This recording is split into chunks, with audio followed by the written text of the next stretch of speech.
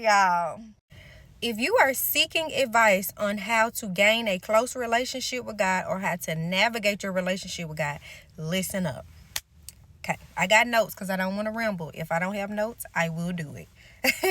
All right, so first things first, this is very important. This is a big one. Don't put God on a time clock.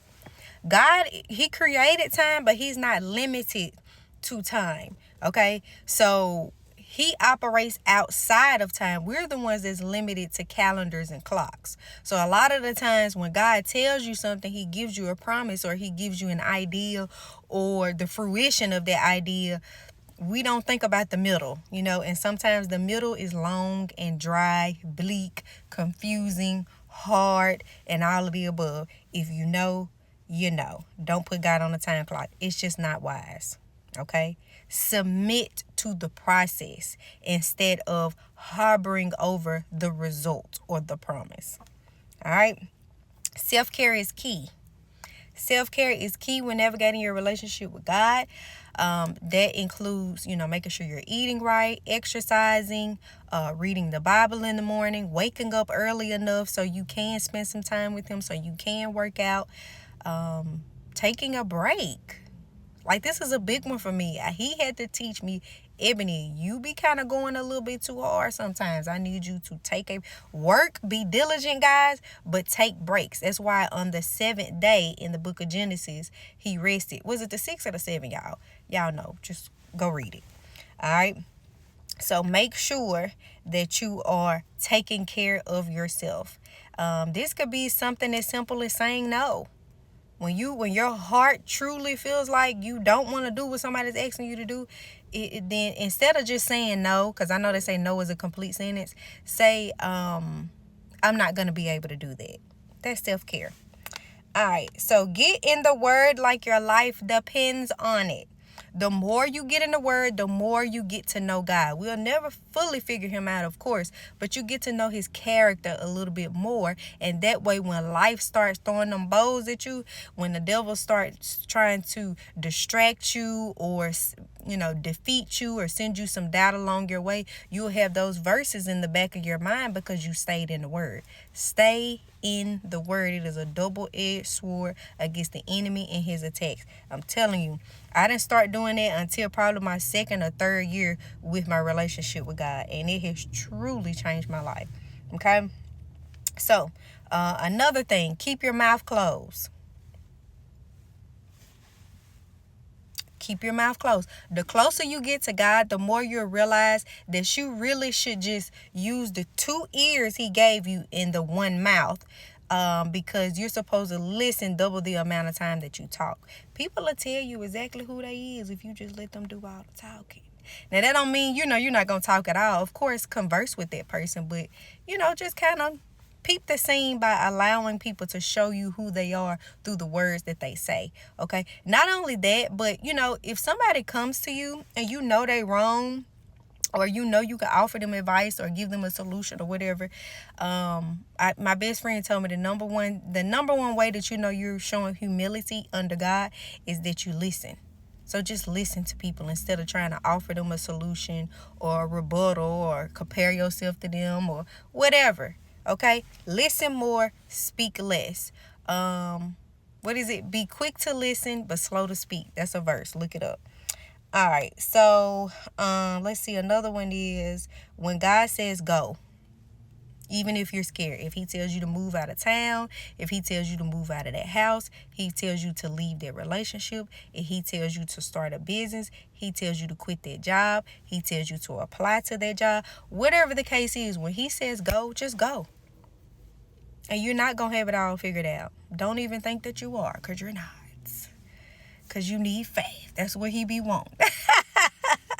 He be wanting you to just go. And then a lot of the times he will line things up as you, continue on your path. And that'll be a confirmation to you, I'm on the right path. Okay? Even when you're scared, even when it doesn't make sense. Of course, get plenty of confirmation. But when he says go, go, guys. Okay?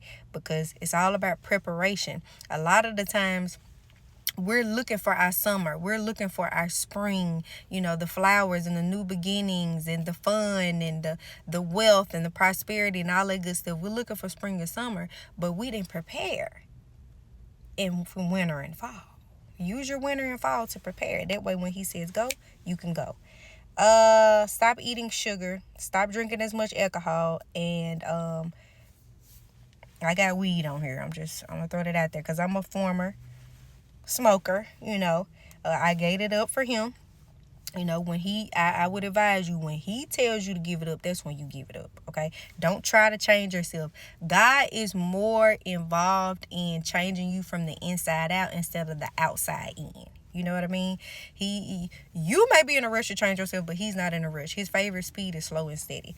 Okay, so stop eating sugar as much. It alters your judgment. It gives you all type of diseases in your body, some sicknesses, and sugar to me is like a silent drug. To me, it's worse than alcohol and marijuana, or cigarettes or whatever, because it's a silent drug. A lot of people are on it, and it's kind of like with that fork, we're digging our grave slowly. Okay, so eliminate your sugar intake. That includes bread. That includes pasta, potatoes. I know. But I'm telling you, you'll feel so much better. You'll feel so much more clear, and you'll look better. Tune out the noise. So if you're wanting to start a business online, and let's say, you want to be an esthetician, or you want to become a notary or whatever, there's so many different voices on this app.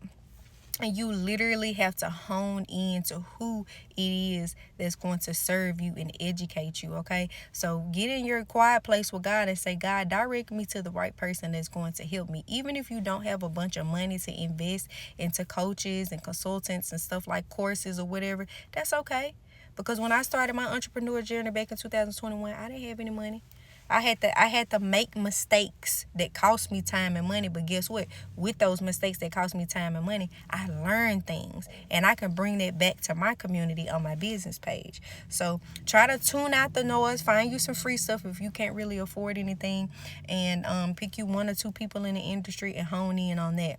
Another thing about tuning out the noise, if you're really trying to be focused on something, like for the new year, if you want to lose weight, or you want to work on your anger, or whatever it is, tune out the noise. Okay, that includes friends, family, distractions, your job. Just be laser focused, guys. I'm telling you, and ask him to help you so you're not trying to do it out of your own strength.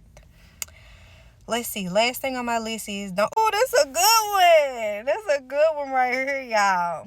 Don't be listening to a bunch of prophets and sermons on this app. I had to learn this the hard way. A lot of people on here, I look, listen. There's some beautiful people on this app, but some of them be false prophets.